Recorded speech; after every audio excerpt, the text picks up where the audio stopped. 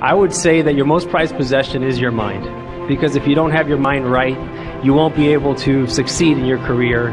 You won't be able to go after your aspirations if your mind's not right. So you have to be very conscious and aware of what's going on in your mind, because this happens subconsciously. But you decide what you let in and what you keep out. So just like a bouncer at a club saying, all right, you can come in, let's bring in you positivity, let's bring in you, and negativity, you're going to stay out. We need to be just like that bouncer in the club. Realize that we have that screen door, and you and only you decide what gets in and what stays out.